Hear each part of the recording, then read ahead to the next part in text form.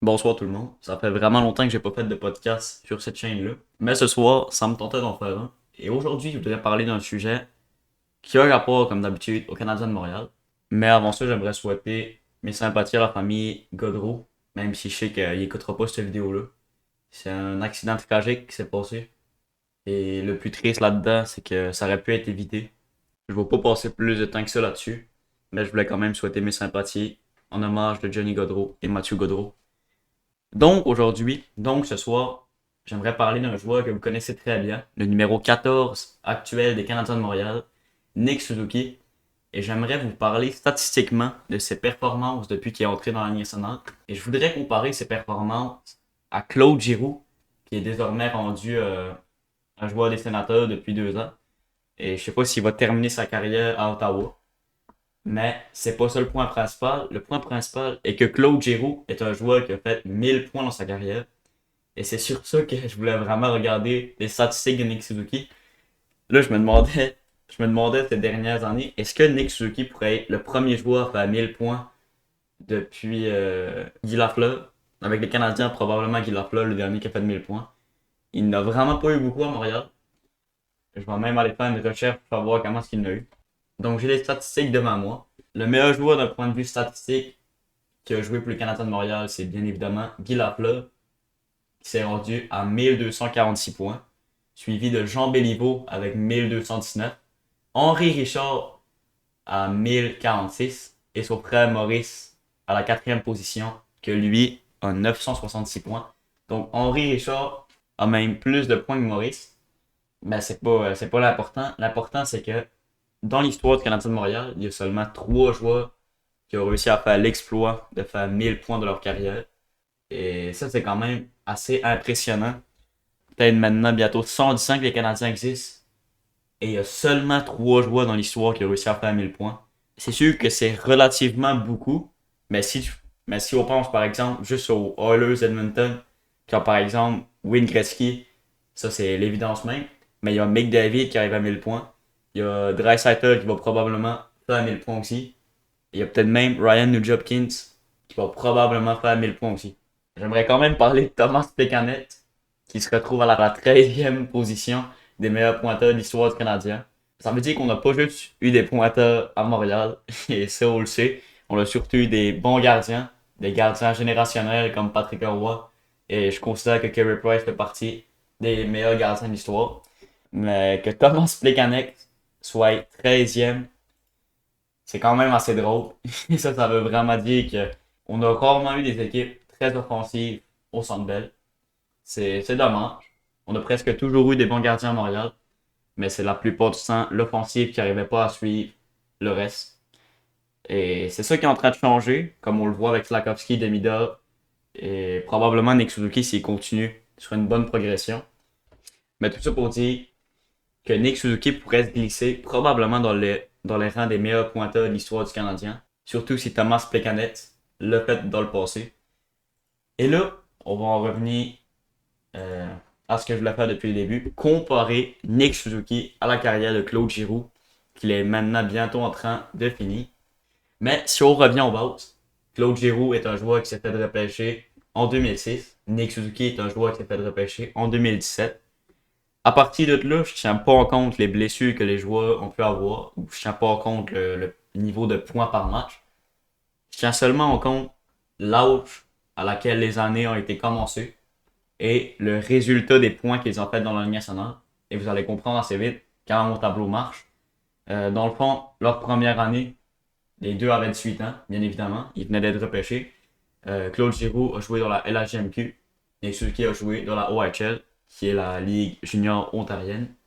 Leur deuxième année, la même chose. Claude Giroux a continué dans la LHJMQ, mais je crois que Claude Giroux avait quand même joué 2 matchs dans la Ligue nationale. Il n'avait pas fait de points. 2 matchs, 0 points. Nick Suzuki, lui, il n'avait pas joué de match à sa deuxième année, mais ça reste que, d'un point de vue statistique, les deux avaient comme le même nombre de points. Ben, c'est pas dur à comprendre. Les deux avaient pas de points encore dans la Ligue nationale. À leur troisième année, ils avaient maintenant 20 ans. Claude Giroux a fait 27 points sa première année, tandis que Nick Suzuki avait déjà fait 41 points sa première année. Ça, on s'en rappelle, je crois que c'était en 2019-2020. Ensuite de ça, à leur quatrième année, l'année où ils ont commencé à 21 ans, Claude Giroux a fait 47 points, tandis que Nick Suzuki en a fait 41. Donc encore là, Nick Suzuki a encore une avance après les 4 premières années après le repêchage. Leur cinquième année, Claude Giroux a fait une solide cinquième année et il a fait 67 points, tandis que Nick Suzuki en a fait 61.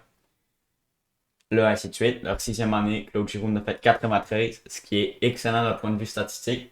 Surtout qu'il avait 23 ans quand il a commencé la saison. Donc à 23-24 ans, il a fait 93 points. C'est quand même très impressionnant.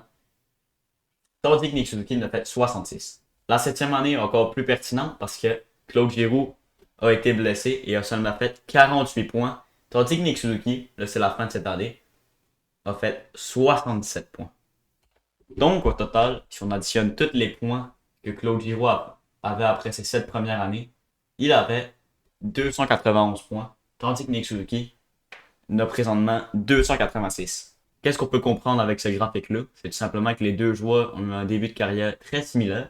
Nick Suzuki est d'une constance incroyable en termes de progression, et surtout le fait qu'il ne soit jamais blessé l'aide beaucoup, parce que là, j'ai pas pris en compte les ratios points par match, comme je le disais. À ce niveau-là, Claude Giroux est bien meilleur. Mais je me dis que les années qu'ils ont été blessés ou les matchs qui ont manqué en étant blessés, ils sont perdus quand même. Donc là, si on prend en compte tous les matchs qu'ils ont disputés avant 25 ans, ben ça donne ce graphique-là ici. C'est quand même très impressionnant de voir ça. Ça veut dire que Claude Giroux a seulement 5 points de plus que Nick Suzuki si on les compare environ au même âge. J'espère qu'il n'y a pas d'erreur dans mon graphique. J'ai essayé de le faire du mieux que je pouvais. Mais ça vous donne quand même une bonne idée à quel point les deux joueurs sont relativement similaires. Donc là, si on va voir la suite du parcours de Claude Giroux pour se donner une idée de qu'est-ce que Nick Suzuki devrait faire, je vais vous montrer ça en vous montrant le noyau des 5 meilleurs pointeurs des Flyers durant ces années-là. Donc là, c'est les années après les années de Claude Giroux que je vous ai montré. Donc ça commence en haut à gauche avec la saison 2013-2014. Claude Giroux était le meilleur pointeur et a fait 86 points. Donc la question est-ce que Nick Suzuki pourrait encore avoir une année qui joue toutes les 82 matchs? Et est-ce que Nick Suzuki pourrait être un joueur de points par match sur 82 matchs? La réponse c'est pas si facile que ça. C'est sûr que si tu te dis que Nick Suzuki a fait 77 points cette année, ça serait facile pour lui de faire 82 points l'an prochain. Mais c'est pas aussi simple que ça parce que là, Nick Suzuki, ça fait quand même beaucoup d'années qu'il tient sans se blesser. C'est sûr que Nick Suzuki, pour jouer tous les 82 matchs de dernière année, c'était un gars qui savait anticiper les mises en échec dangereuses et a réussi à se garder en bonne forme physiquement. Mais est-ce que l'année prochaine, Nick Suzuki va jouer les 82 matchs? C'est une question importante. Et est-ce que Nick Suzuki pourrait avoir un rythme d'un point par match sur 82 matchs? Ça va être une autre histoire. Mais c'est sûr que si tu te dis que Caulfield peut juste faire de s'améliorer ou presque, et que Slakowski, lui, pour le coup, peut vraiment juste faire de s'améliorer avec la dernière moitié de saison qu'on a vu de lui, je crois que c'est possible. Je crois vraiment que c'est possible de voir Nick Suzuki qui fait environ 82 points en 82 matchs. Si tu compares un peu comment que Claude Giroux était entouré à l'époque, ben tu vois rapidement qu'il était entouré avec Jakob Voracek, qui était sur la même ligne que lui et qui a réussi à récolter 62 points en 82 matchs en 2013-2014. Ensuite de ça, il y avait le dangereux Wayne Simon, que lui a fait 60 points. Et ensuite de ça, Scott Arnail, que lui a fait 52 points en 78 matchs. Et le défenseur Mark Street, que lui a fait 44 points en 82 matchs. La question qu'on peut se poser en voyant ça, c'est est-ce que les Canadiens ont un meilleur noyau, si je peux dire, que les Flyers dans ces années-là? Ben, je crois que la réponse est quand même évidente, c'est que oui. Si on y va avec le deuxième meilleur pointeur de cette année, je crois que c'est fort probablement Cole Caulfield. Est-ce que Cole Caulfield va faire plus que 62 points? Je crois que oui. Je crois qu'il va faire plus que 28 buts cette année. Même plus que 30.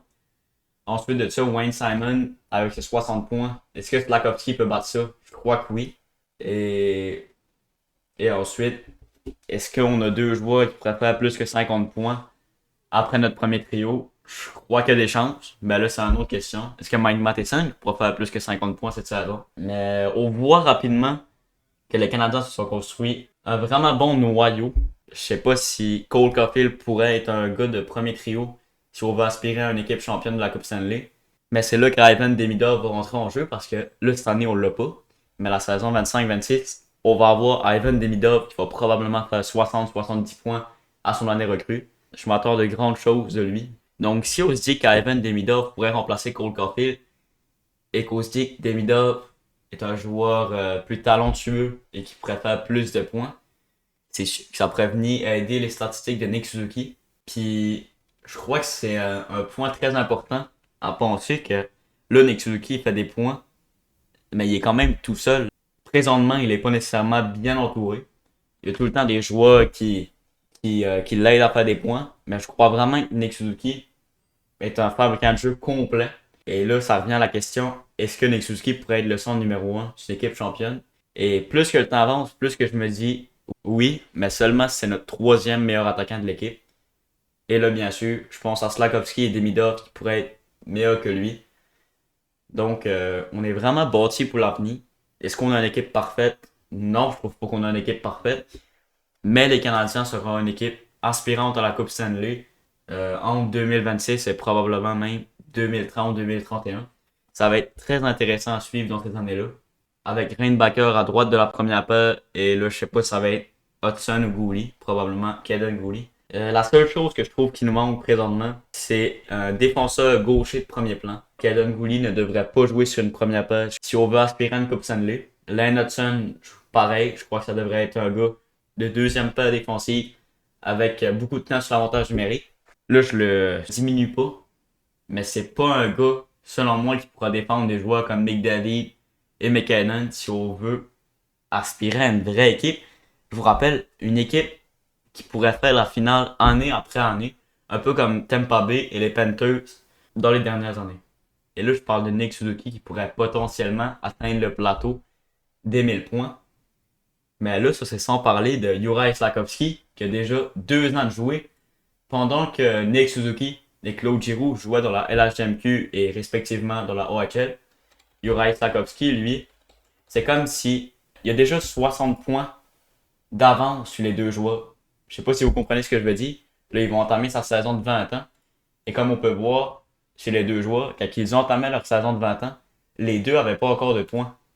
Donc, Juraj Slafkovský a de l'avance sur Claude Giroux d'un point de vue statistique et beaucoup sur Nick Suzuki. Et là, si on se dit que Nick Suzuki a fait 41 et 41 à sa première et deuxième année dans la Ligue nationale, ça veut dire que Slafkovský devrait seulement battre 41 et 41.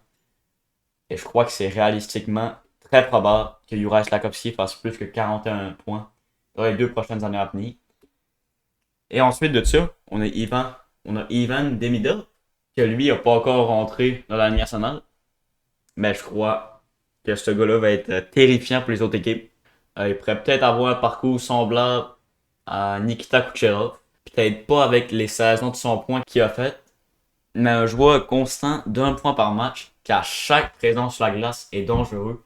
Un joueur qui fait quasiment un point à chaque soir et un point qu'il mérite, pas un point chanceux comme des fois Mike Matheson cette saison. Vraiment des points dédiés à l'acharnement à chaque soir. Demidov, je crois beaucoup en lui. Je crois qu'il a le potentiel de devenir le meilleur joueur de l'histoire du Canadien. Et là, je vous rappelle que notre top 3, c'est Guy Lafleur qui a fait 1200 points. Jean Béliveau avec 1200 points aussi. Et Henri Richard avec 1046 points.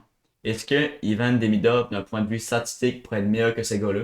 Je crois qu'il y a des probabilités que oui. Et c'est assez fou de se dire ça quand même, qu'on a peut-être bien une star qui a glissé jusqu'au 5e choix comme ça.